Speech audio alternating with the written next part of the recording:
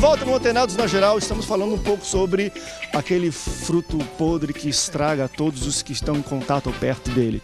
Estamos entendendo isso dentro de uma igreja. Será que uma pessoa pode contaminar toda a igreja? Estamos falando um pouco sobre a liderança agora. Existe algum tipo de critério também de como nós consagramos e escolhemos os líderes de uma igreja? Eu levantei aqui que algumas convenções, igrejas ou conselhos fazem a ficha corrida. Pega se tem antecedente criminal, pega SPC e Serasa para ver se está devendo, faz tudo e se tiver faltando alguma coisa ou outra, elas tentam tratar.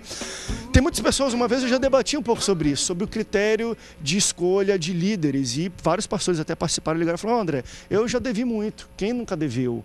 Quem não, às vezes teve um problema com cartão de crédito, tudo. Isso não pode impedir uma pessoa de ser consagrada.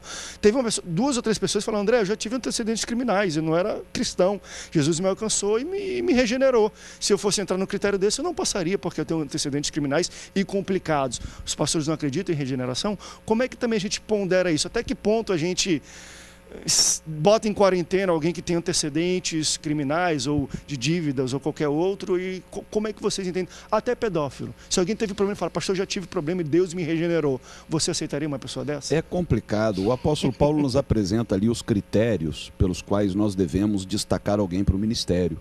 E dentre eles, boa reputação com os de fora.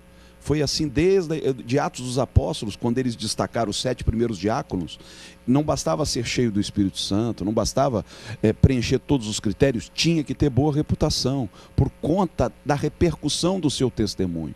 Então o cara pode ser um bom cristão, eu acredito em regeneração, eu acredito que um pedófilo, possa se tornar um homem de bem, mas daí você colocá-lo no pedestal ministerial, é muito complicado, gente. E Paulo recomenda seriamente para que Timóteo não se precipitasse a impor as mãos sobre ninguém.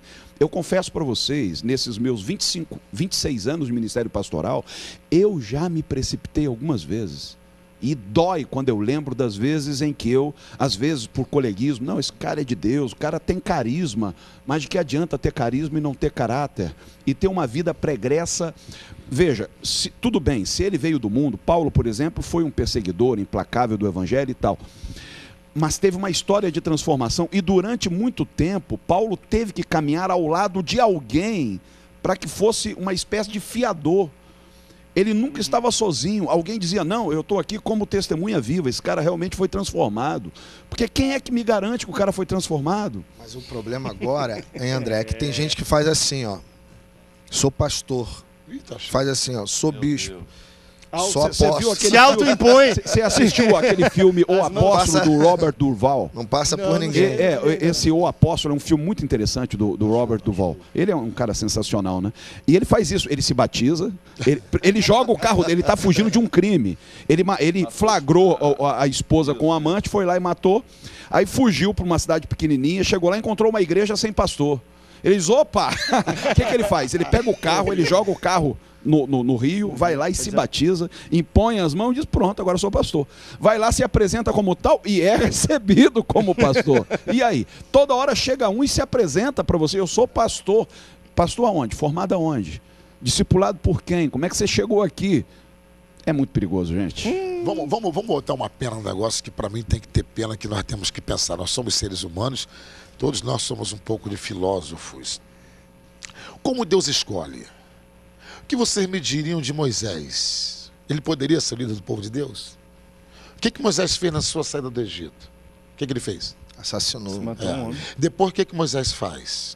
Ele quebra um estatuto de Deus. Ele fala assim: olha, quando entrares em qualquer lugar, não tomareis as mulheres daqueles povos por esposa, papai. E passa, sei lá quantos dias ou semanas, ou mesmo Moisés vai e pega a mulher cuxita. Aí Miriam e Arão julgam Moisés. Quem sofreu a pena pelo erro? Foi Moisés ou foi Miriam e Arão? Hã?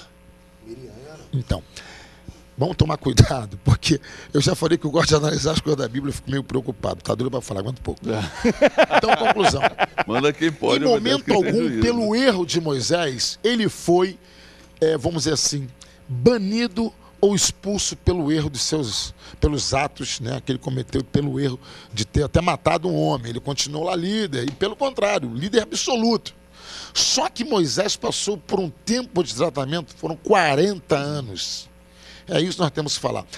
Eu acho que hoje a obra de Deus está tão apressada, tão rápida, que nós não podemos esperar 40 anos para você ordenar alguém, para ver se a pessoa tem um dom de líder ou se manifesta talvez 40 tal dias. fruto.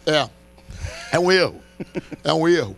A necessidade que nós atravessamos hoje dentro das igrejas e com ministros, às vezes faz com que um pastor, pô, esse cara aí, né? E se o dom dele não for de Deus? Ainda não está pronto, mas bota porque é a necessidade. Cara, meu irmão. Não, Aí o que acontece? Vai quebrar a cara. O que acontece aqui é que... Deixa eu acabar aqui, isso é muito sério. Eu preciso acabar, é mais sério, talvez seja mais sério do que você vai falar, não te desmerecer. Sim, senhor. Mas presta atenção. Vamos lá. Não, isso é muito sério, queridos. Isso é muito sério.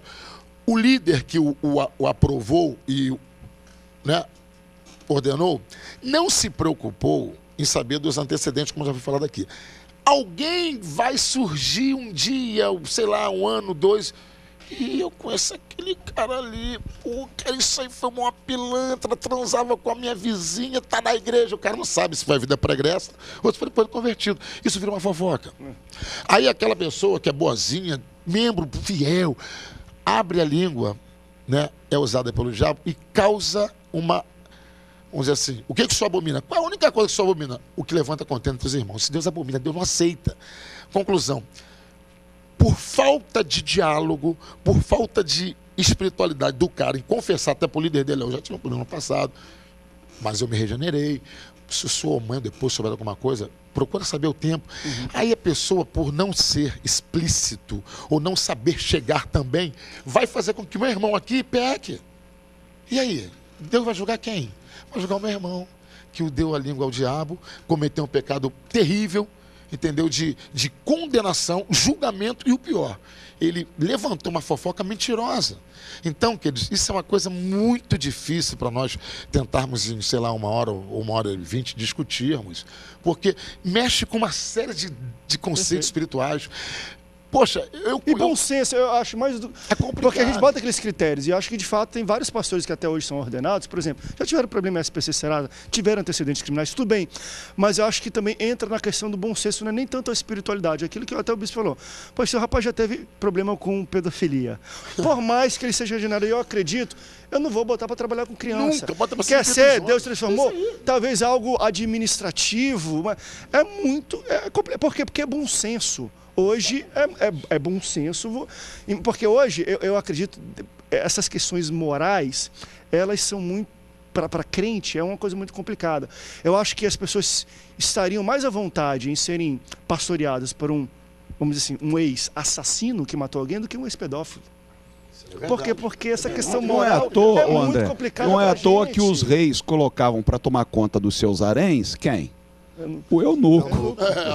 Não representa perigo. É isso aí. Nessas horas tem que ter o bom senso, o Eles têm bom discernimento. senso mesmo, O que só me preocupa é a questão de que situações pontuais existem. Ok? Perfeito. No entanto, existe uma regra geral. Eles entram na regra, né? O fato é que hoje em dia, esse caso é um caso pontual. Né? Deus pode usar quem ele quiser, meu amigo. Né? Deus pode chamar aquele... Até o caso do Robert Duval, do filme que ele fez, ele teve um ministério bem sucedido, ele deixou um legado lá. Verdade.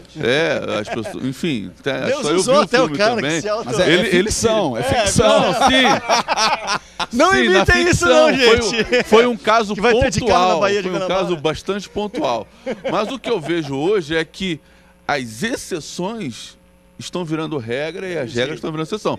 Porque tem umas convenções aí que sai consagrando os caras. O cara paga lá a inscrição da convenção, o cara vira apóstolo, vira bispo, vira pastor, vira missionário, e não tem mais aquela coisa do cuidado. Quem que eu estou consagrando? Quem que eu estou botando a mão? A quem que eu estou dando a carteira de pastor, a carteira de bispo, a carteira de apóstolo? Então, os casos pontuais, as exceções que realmente existem, né? Elas estão virando hoje regra. E a regra, que deveria ser o bom senso, de você ter zelo, de você ter cuidado, de você realmente não se precipitar em pôr as mãos em ninguém, está virando hoje exceção. Então é complicado. Nessa instância tem um fruto podre, não no meio da igreja, mas como um líder, se for ter escândalo, ressoa muito mais do que um problema dentro de uma igreja que um pastor trata. Se é um problema de um líder, isso acaba manchando a reputação de um ministério, de uma igreja, de uma denominação. E de vez em quando existe, eu acho muito interessante isso mesmo. Quais são os critérios e a intenção de se botar pessoas ali, né? E a gente vai para um rápido intervalo e eu já vou talvez fazer uma denúncia, que é do meu coração de viver, mas eu sou de Assembleia, porque às vezes também por questões políticas, de eclesiásticas, vai ter votação e vamos consagrar um novo pastor aqui. E você consagra pastores para votar para um pastor ali, bota gente. Eu conheço dentro da minha denominação. A igreja reconheceu o dom. É isso aí. Não, mas a minha questão é a seguinte, quando você tem uma eleição eclesiástica e eu estou precisando de mais votos, então pega aqueles irmãozinhos e consagra todo mundo porque eles vão lá votar naquele pastor para ele ser o presidente da nossa denominação. Isso acontece muito, quando você usa isso por questões políticas, e aí o fruto já está... Quem é o fruto podre aí? São essas pessoas ou a pessoa que colocou ela? Vamos para um rápido intervalo? Eita Deus, está falando aqui. Daqui a pouco a gente volta, que eu quero falar de alguns pastores que mandaram aqui algumas mensagens. Por exemplo, tem um pastor que falou, André, deixa eu voltar um pouco para o âmbito da igreja, a gente falou sobre liderança, voltar para o âmbito da igreja, falou, André, teve um casal que veio de uma igreja e eles foram semente de contenda, de conflito. Eu excluí. André veio, excluiu. Vamos para o rápido intervalo, daqui a pouco a gente volta, não sai daí. Antenados volta já já.